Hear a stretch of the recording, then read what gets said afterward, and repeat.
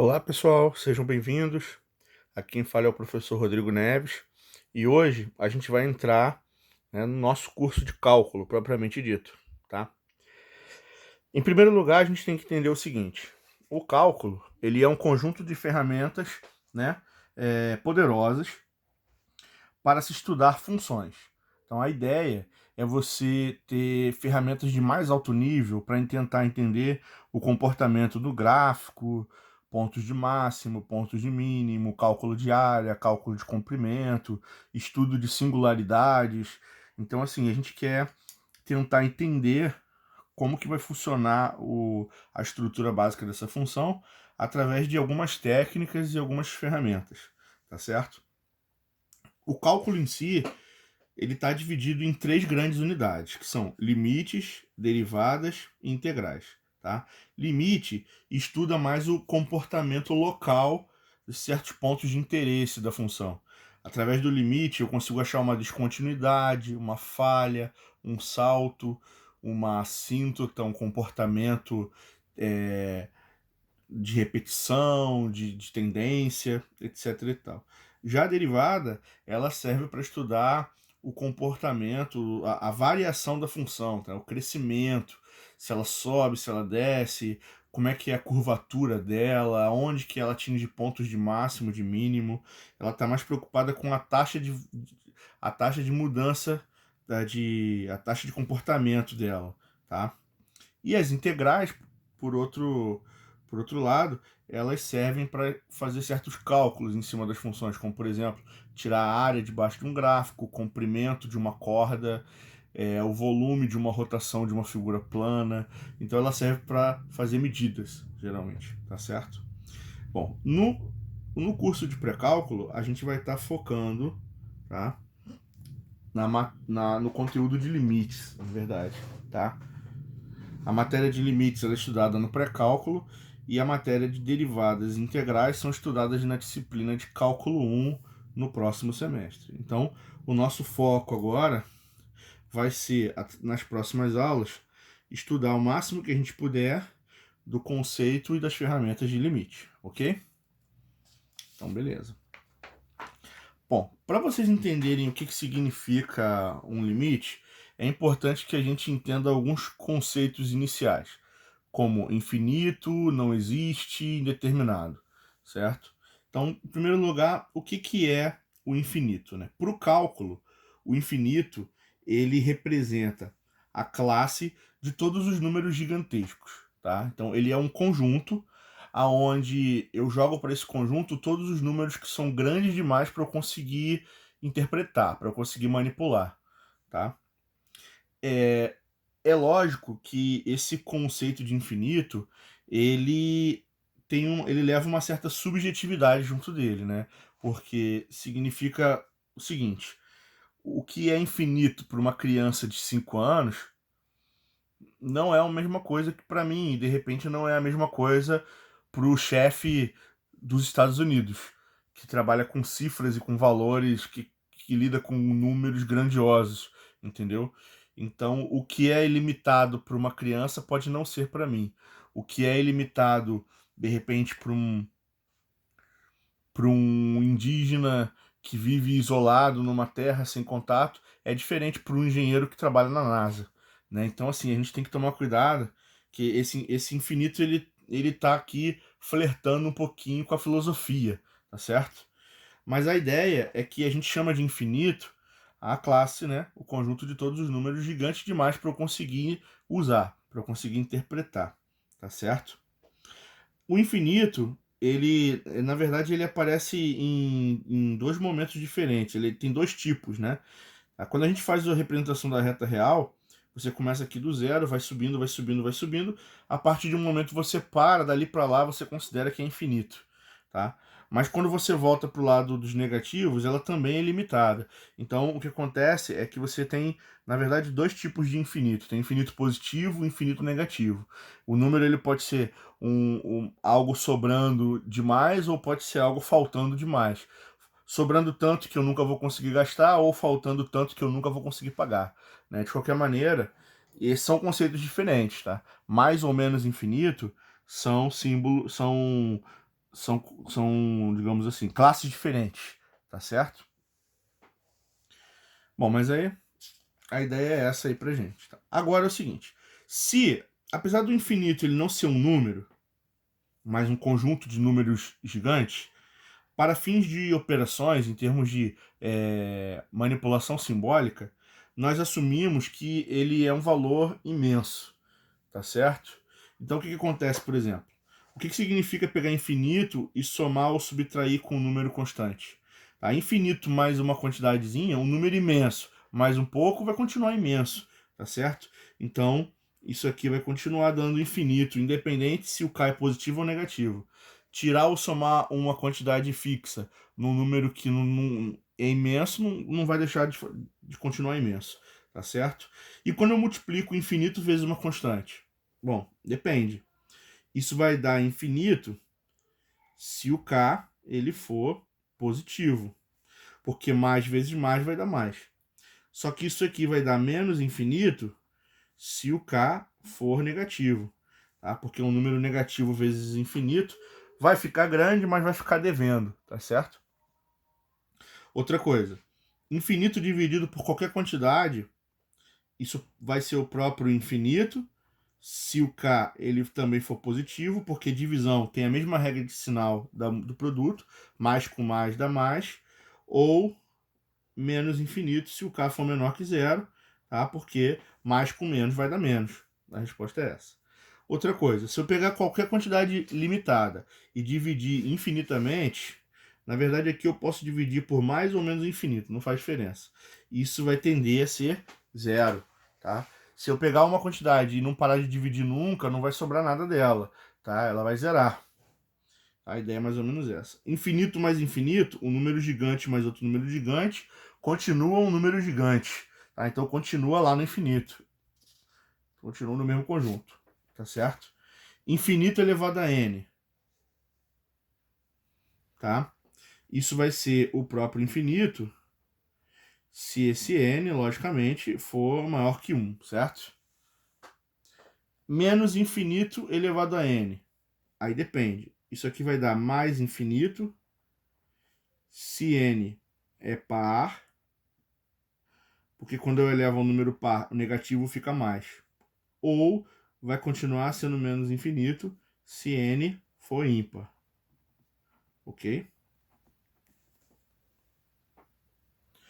Outra coisa, um número qualquer dividido por zero, isso aqui pode dar infinito ou menos infinito.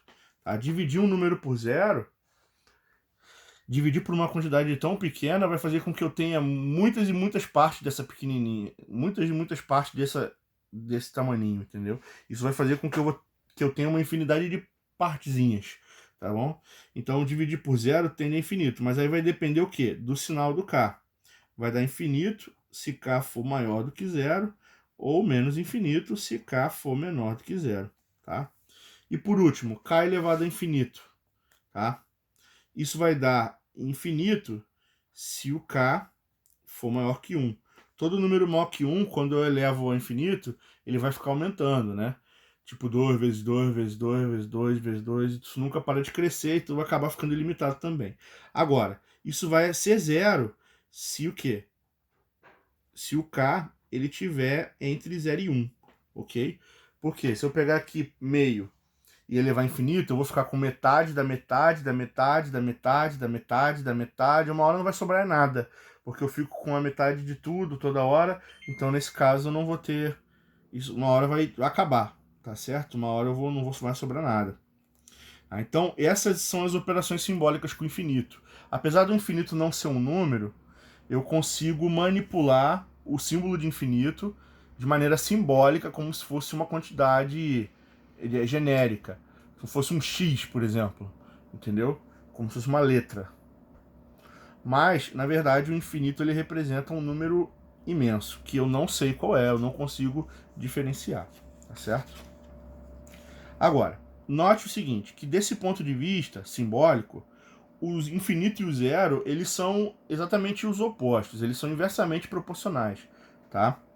Um significa para mim o tudo, mais do que eu consigo entender de tão grande. O outro significa para mim o nada, que é a quantidade que representa o nada, o vazio, né? É o zero, tá certo? Então tudo e nada são inversamente proporcionais. Do tipo, se eu dividir tudo que eu tenho, eu vou ficar com nada, e se eu não dividir nada, eu fico com tudo. A ideia é basicamente essa, né? Então o que acontece? Quando você divide por zero, o resultado disso, matematicamente falando, é infinito. E quando você divide por infinito, o resultado disso é zero. Por quê? Porque um é o inverso do outro. Então, 1 sobre 0 equivale a infinito e 1 sobre infinito equivale a zero. É lógico que eu não posso fazer essa conta, tá? É importante a gente entender que essa conta não existe. Por quê? Porque eu não consigo descobrir quem é o infinito, tá? Eu sei para onde ela vai. Ela vai para um lugar imenso, tá? Mas eu não sei quanto que vai dar. Eu não consigo determinar a resposta, tá bom? Mas eu consigo entender o que acontece com ele. Então, quando eu pego um número e eu divido por zero, isso tende, tá, a ser infinito. Isso aqui é muito importante, tá? Esse igual aqui, na verdade, ele deveria ser substituído por uma setinha que a gente lê como sendo tende, né? Ele tende a ser infinito. E 1 dividido por infinito, isso tende a ser zero, tá certo? Uma forma interessante de pensar aqui às vezes é o seguinte: o infinito ele não é um número só, tá? Ele é um conjunto de todos os números gigantes. E eu posso pensar o zero não sendo como só o número zero, mas como sendo também o conjunto de todos os números tão pequenos que eu não consigo nem manipular, de tão pequenininho que eles são. Tá? Então o zero ele é uma coletânea de vários números minúsculozinhos que para mim todos eles não fazem diferença. Para mim é tudo zero, porque eu não consigo diferenciar um do outro. Então o que eu estou falando é o seguinte: dividir um por um número pequeno demais vai dar um número grande demais que eu não consigo manipular. Ou dividir um por um número imenso vai dar um número tão pequeno que eu também não vou saber a diferença. Para mim basicamente vai ser zero, tá certo? A ideia é como um todo, assim, né, digamos, tá certo? Pra gente poder treinar um pouquinho, vamos fazer rapidamente alguns exercícios aqui, tá certo? Por exemplo, 2 vezes infinito, mais com mais dá mais. Dobrar o infinito, dobrar o número imenso, vai continuar imenso, tá? Aqui, menos 3 vezes menos infinito. Menos com menos vai dar mais, tá certo? 3 vezes infinito vai continuar infinito. Somar mais 1 no infinito não muda nada, porque o mais 1, tá? Não vai fazer a menor diferença, então isso aqui continua infinito. 10 dividido por infinito, tá? Dividir por infinito, isso tende a ser zero. Zero não tem sinal, ele é neutro, então eu posso ignorar. Menos 5 dividido por infinito é zero. Não importa se é mais ou menos, zero não tem sinal. Infinito dividido por menos 2, tá? Infinito dividido por um número, a metade do número imenso continua imenso, mas agora ela vai ficar negativa, porque sinal diferente vai dar menos. Aqui, menos infinito dividido por menos 3 vai dar mais infinito, certo? Infinito elevado ao cubo, um número imenso vezes ele mesmo, vai continuar imenso.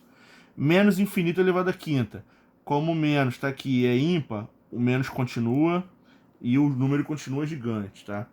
3 elevado a infinito, um número maior que 1, vezes ele, vezes ele, vezes ele sem parar, isso vai ficar, também vai ficar um número sem fim, tá certo? Meio elevado a infinito, isso vai dar zero, porque é metade da metade da metade da metade. Se esse cara for menor que 1, a levar ao infinito isso zero, tá? 12 dividido por zero vai dar mais infinito, mais por causa do sinal do 12. E menos 15 dividido por zero vai dar menos infinito, tá? Divisão por zero dá infinito, divisão por infinito dá zero. Só que como o zero não tem sinal, aqui não faz a menor diferença o número que está em cima. Agora, quando eu estou dividindo por zero, faz. Se ele for mais, aqui continua mais. Se ele for menos, aqui continua menos. Então a gente tem que ter essa atenção aí na hora de fazer os exercícios simbólicos com o infinito, tá? É importante saber fazer essas manipulações, porque alguns exercícios de limite caem com o infinito na expressão, para fazer conta com ele. Então, a gente tem que saber como manipular bonitinho, tá certo? Agora, o que significa a inexistência? Tá? O que eu falo assim, isso não existe? Quando eu digo que uma conta em matemática ela não existe, é porque ela não gera um outro resultado real como solução. Então, quando a gente faz uma conta, a gente espera que a solução dessa conta seja um outro número real, tá? Só que tem algumas contas que não geram resultado real, infelizmente. Quais são elas? Primeira, divisão por zero. Por quê? Porque quando você divide por zero, isso tende a ser um número gigantesco, tá?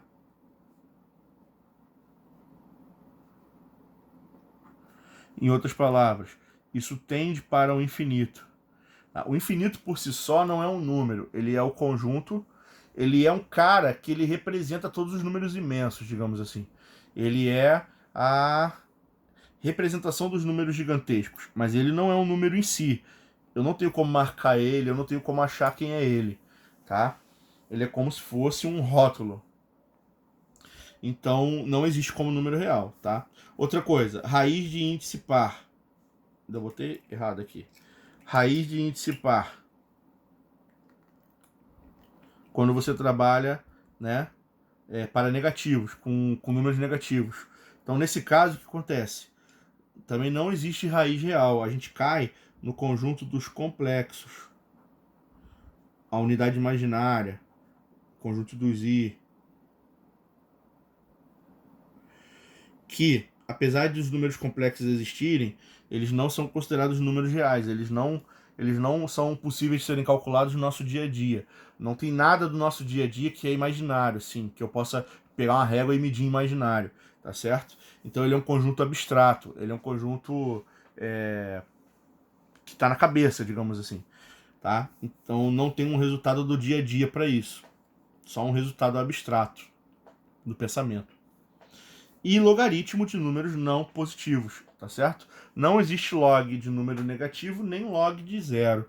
Então não existe log de nenhum número não positivo, tá?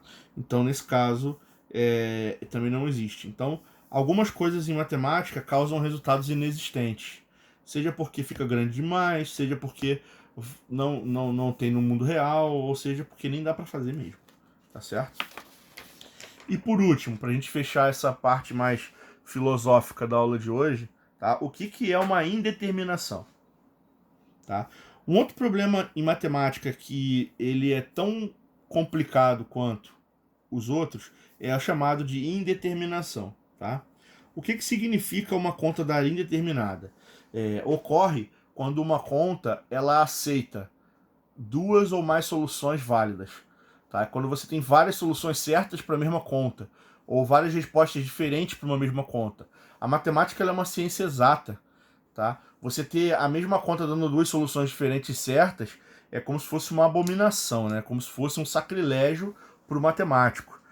Então, o que acontece é que indeterminação é um problema tão sério quanto não existir. Tá?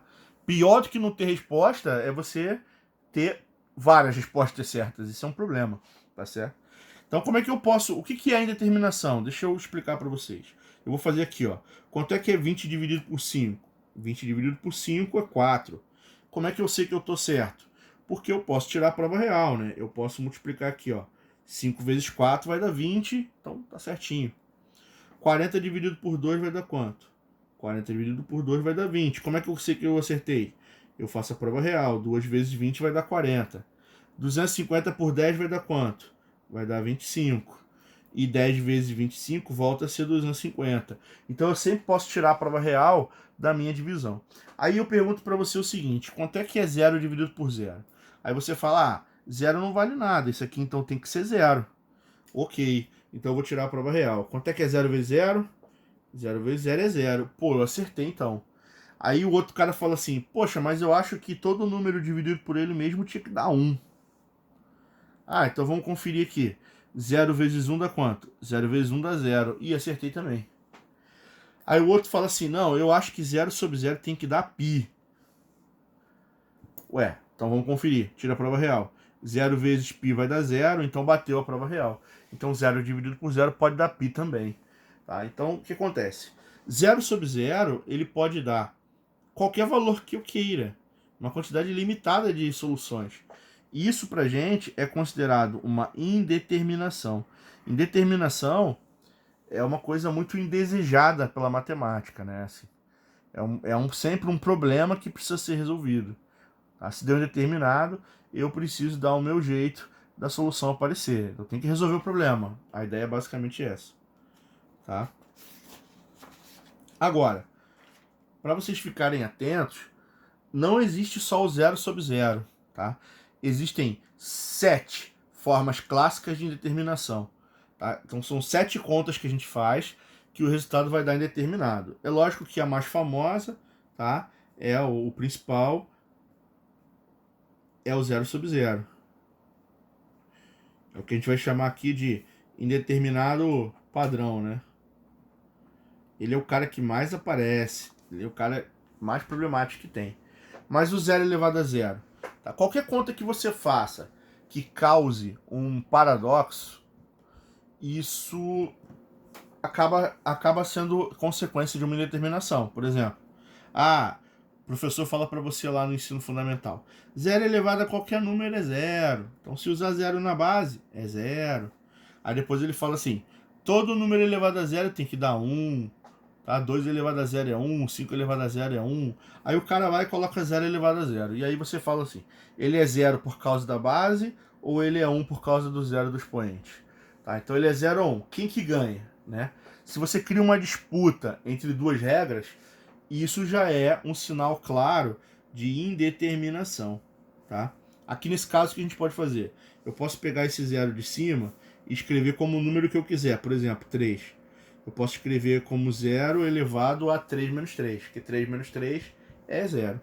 Aqui eu posso usar a propriedade de quê? De fração, que diz o seguinte, divisão de fração de mesma base, repete a base e subtrai os expoentes. Só que 0 ao cubo é 0 e 0 ao cubo é 0. Ou seja, 0 elevado a 0 nada mais é do que uma versão diferente da indeterminação padrão. Tá? Quanto é que é 0 vezes infinito? Aí você fala, multiplicar por 0 vai dar sempre 0. Só que multiplicar por infinito vai dar sempre imenso. Então 0 vezes infinito é 0 por causa dele ou é infinito por causa dele? Aí causou de novo uma contradição, certo? Como é que eu vou resolver essa contradição? Aqui, olha, como é que eu posso visualizar? Eu posso dizer que infinito é um certo k dividido por 0. Tá? Qualquer número real, não nulo, dividido por 0 vai dar infinito, tá certo? E aí o que eu faço? Multiplicar um número por uma fração, eu multiplico em cima, vai dar 0 vezes k sobre 0. Só que multiplicar por 0 vai dar 0. Ou seja, 0 vezes infinito é uma outra versão de 0 sobre 0 também. Tá? Infinito menos infinito. Infinito menos infinito, eu posso escrever isso como k sobre 0 menos k sobre 0. Por quê? Porque um número dividido por 0 dá infinito. Tá? Aqui, como eu estou subtraindo fração de mesmo denominador, eu repito o denominador e subtraio aqui dentro. Só que k menos k vai dar 0. Então, mais uma vez, é uma maneira diferente de representar 0 sobre 0. Tá? Infinito sobre infinito, mesma coisa. O infinito de cima eu posso escrever como k sobre 0. O infinito de baixo eu posso escrever como k sobre 0. Repete o primeiro, multiplica pelo inverso do segundo. Tá? Produto de fração eu multiplico em cima, que vai dar 0, e eu multiplico embaixo, que vai dar 0. Mais uma vez, 0 sobre 0 aparece. Tá certo? Tá? E isso eu posso usar em outras também. Tá? Infinito elevado a 0 e 1 elevado a infinito. Essas duas aqui são mais difíceis, são mais complexas de demonstrar. Tá? Tem que usar algumas ferramentas de exponencial, etc. e tal. Então eu não vou fazer aqui, é só para vocês ficarem cientes que elas existem também. Tá? Então existem 7 formas de determinação. Qualquer uma dessas contas que aparecer para vocês, você não consegue dizer qual é a resposta em primeiro momento. Tá certo? Você acaba sem opção, sem ter, na verdade, uma resposta para o problema. O fato de ser indeterminado significa que qualquer resposta serve, então você não consegue dizer qual é a certa. Apesar de que na maioria das vezes ela existe, só que do jeito que está colocado não dá para achar, tá causando um problema, uma aberração matemática, né, que está causando alguma determinação aí para a gente no problema, tá certo? Bom, agora é o seguinte, a gente tem que entender que em cálculo nós estudamos funções, tá certo? E o que é uma função? Uma função, ela pega duas grandezas, x e y, né? Duas características quantitativas que representam alguma coisa e cria pares ordenados entre elas. Você acaba relacionando uma grandeza com a outra através de pares ordenados. Então, por exemplo, você pode relacionar a altura que um foguete chega de acordo com a quantidade de combustível que foi usada, ou, por exemplo, um coeficiente de rendimento de acordo com a quantidade que o aluno estudou. Função, na verdade, é sempre isso, né? Função é tentar relacionar duas coisas. Tá? No caso do estudo, é mais complicado, porque você quer relacionar algo que é qualitativo, que é conhecimento, e transformar isso para uma métrica quantitativa, que é uma nota. Esse processo já é mais complicado, né? Função, ela está mais preocupada em relacionar grandezas numéricas com outras grandezas numéricas. Então, e a gente aprendeu já nas últimas aulas até aqui que uma função ela pode ser representada na sua forma algébrica ou na sua forma geométrica. Por exemplo, y igual a x mais b, que é uma função afim, né, uma função do primeiro grau. Eu tenho também y igual a ax ao quadrado mais bx mais c, que é uma função quadrática ou função do segundo grau. Tá? Eu tenho a função y igual a elevado a x, que é uma função exponencial. Tá certo? Então, assim, cada tipo de função eu tenho que saber o comportamento da forma geral dela, da expressão dela, e eu também tenho que saber sobre o gráfico, né? Como é que esse gráfico se comporta. Tá certo? Então, em cálculo, vira e mexe, a gente vai estar estudando de forma algébrica, mas também sempre vinculando com a forma geométrica, para dar uma interpretação, para dar uma justificativa, um apoio, né, para o significado lá do que a gente vai estudar. Ok? Bom, agora é o seguinte. A questão que aparece agora é, depois que eu aprendi a usar todas as funções, tá, como é que eu faço para traçar o gráfico de uma função? Eu pego os pontos que eu conheço, marco no gráfico e faço meu desenho, tá certo? Mas olha só o que pode acontecer aqui, ó. E se na hora que eu pedir para você calcular uma certa imagem, calcular a imagem é substituir valor na fórmula e descobrir o par delas, né? Então eu quero descobrir o par de um certo número e esse número ele causa uma indeterminação, por exemplo. Ele dá um resultado impossível de identificar quanto que ele vale. Tá? Então o que a gente vai ter que fazer? A gente vai começar a jogar valores aqui, tá certo? Então, por exemplo, eu quero desenhar o gráfico dessa função aqui, 2x ao quadrado menos 18 sobre 2x menos 6. Então eu vou escolher uma série de valores, 0, 1, 2, 3, 4, 5, 6. Eu vou substituir cada um deles para ver qual é o par. E esses pares ordenados eu vou poder marcar no gráfico. Então, começando a jogar 0 aqui, vai dar 0 em cima, 0 embaixo, menos com menos mais, 18 sobre 6 é 3. Se eu jogar 1, isso aqui vai ficar 2 menos 18 vai dar menos 16, dividido por 2 menos 6, que vai dar menos 4. Menos 16 com menos 4 vai dar 4. Eu vou jogar o 2 agora. O 2 aqui vai dar 8, tá certo? 8 menos 18 vai dar menos 10. E jogando 2 aqui vai dar menos 2.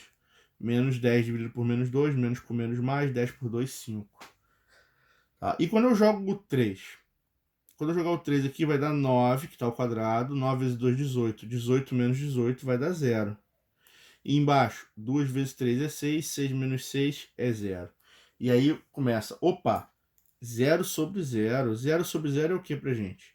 0 sobre 0 é indeterminado.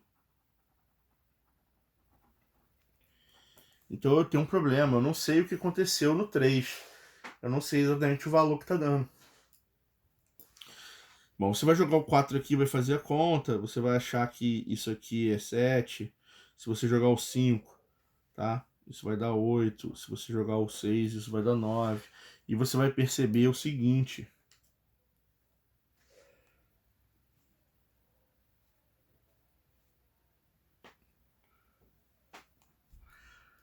quando ele jogou o 0, deu 3. Quando ele jogou o 1, deu 4. Quando ele jogou o 2, deu 5. Quando ele foi jogar o 3, eu não sei o que aconteceu.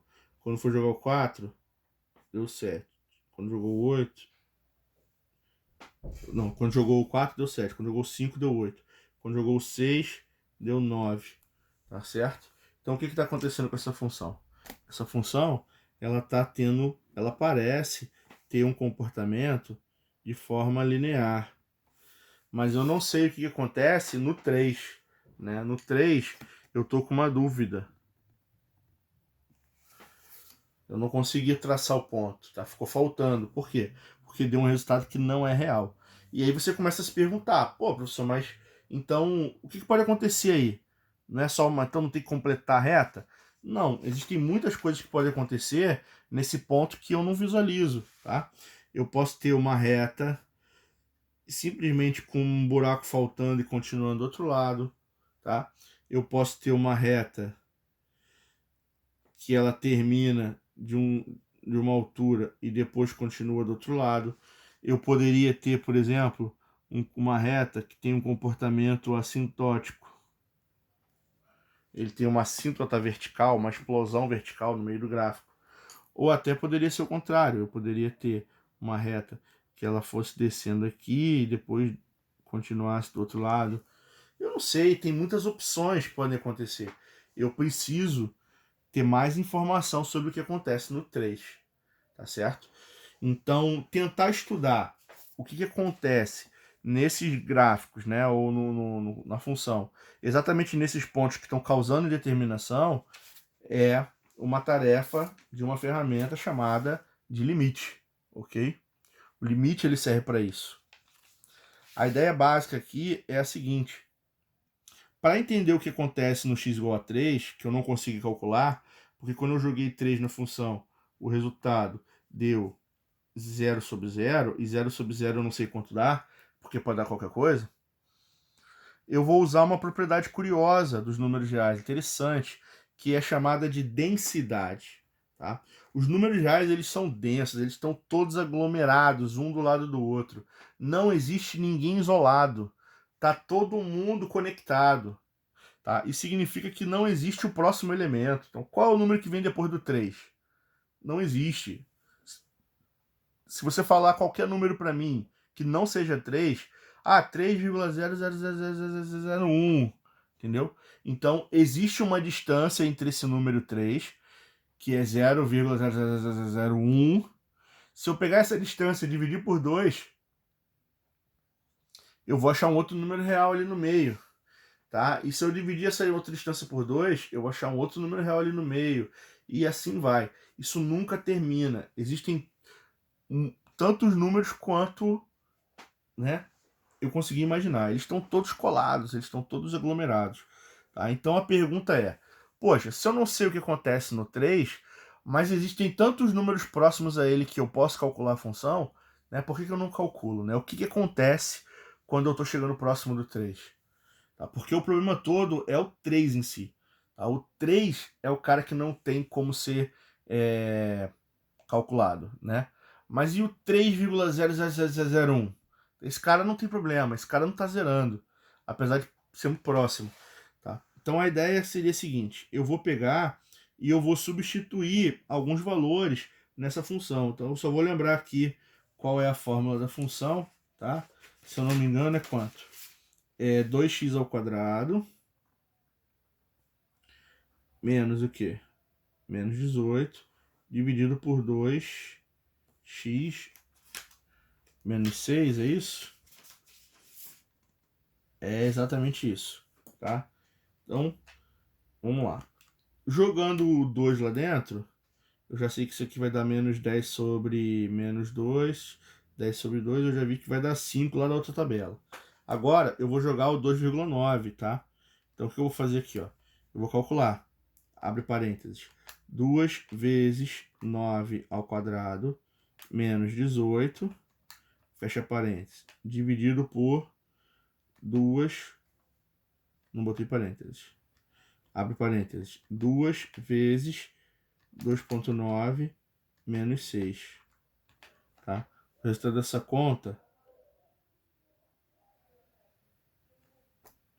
que 9, né, cara?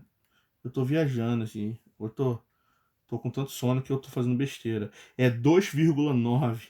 E eu tô fazendo a conta com 2, com 9, com nada a ver. 2,9. Então abre parênteses. É 2 vezes 2,9 ao quadrado menos 18, fecha parênteses, dividido por, abre parênteses, 2 vezes 2,9 menos 6, certo? O resultado disso vai dar 5,9. E se eu quiser calcular o 2,99? 2,99 está mais próximo ainda do 3. Tá? Então o que eu vou fazer aqui? Eu vou substituir. Isso vai dar, abre parênteses, 2 vezes 2,99 ao quadrado menos 18, fecha parênteses, dividido por 2 vezes 2,99 menos 6, fecha parênteses. E dá igual. O resultado disso vai dar 5,99. O que acontece? Se você começar a substituir aqui, isso aqui vai dar 5,999. Aqui, quando você joga ao 4, isso vai dar 7. 3,1, isso vai dar 6,1. Aqui 6,01. Aqui 6,001. Então o que acontece? Se você parar para analisar, tá? Esse número, conforme ele vai crescendo, ele está se aproximando de quanto aqui? Aqui dá muito próximo de 6. E se eu vier descendo aqui, esse número também está muito próximo de 6, tá certo? Então a verdade é a seguinte: apesar de não existir imagem para x igual a 3, porque causou uma indeterminação que é inválida, isso não significa que o gráfico não passa numa certa altura. Ele vai passar na altura 6, tá? Ele vai ter uma falha, ele vai ter uma bolinha aberta. Vai ser aquele primeiro gráfico que a gente botou ainda agora, tá? Mas ele não existe, mas ele passa no 6, na altura 6, quando está chegando lá ao gráfico da função. Então agora eu já sei que de todos que a gente viu, o que vai estar certo é exatamente esse primeiro aqui, tá? Apesar do 3 não existir, ser uma falha, ele está se aproximando cada vez mais do 6 de um lado e do outro do limite também, tá certo? Bom, então é isso. A ideia de limite é justamente essa, tá? O que que é? O conceito de limite é quando você tem um número que ele não está gerando um resultado real e eu não sei o que está acontecendo com a função, então o que que eu faço? Eu vou usar um camarada tão próximo dele quanto eu precisar, sempre vai ter um número mais próximo até onde eu ficar satisfeito. Então eu vou usar esse número tão próximo quanto eu queira para tentar entender o que está acontecendo naquele limite, que na verdade eu não estou conseguindo calcular, tá certo? Eu não estou conseguindo calcular porque o número em si que eu estou buscando, ele não tem como resolver, ele não tem solução, tá certo? Agora é o seguinte, tá? O que que é o limite, né? A ferramenta de limite é justamente isso, é quando você tenta entender o que acontece numa função próxima a um ponto, sem chegar nele, porque às vezes ele não dá para calcular, mas chegando tão próximo quanto eu queira. Então, o que que acontece? Eu quero fazer um limite tendendo a 2, então eu posso usar 1,999999. É um número muito próximo a 2. A ideia é sempre essa. Então aqui, o que que eu faço? Como é que a gente faz a leitura aqui, ó? A leitura dessa ferramenta é a seguinte, é limite de f de x. Essa seta aqui de baixo, a gente lê assim, quando x tende a ser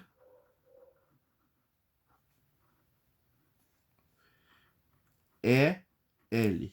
Então, quanto mais a função f de x, quanto mais eu me aproximo no domínio de x igual a c, mais a função vai se aproximar de um certo número que eu vou chamar de L, tá? Esse é o conceito de limite.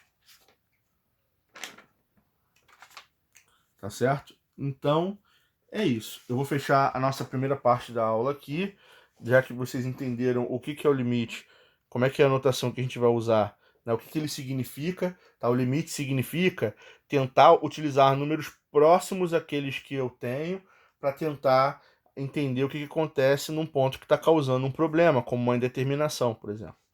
E a gente volta já já com a parte 2 da nossa aula, começando a explicar as primeiras técnicas de resolução de limite. Tá? Então, pessoal, até breve e a gente já volta já já.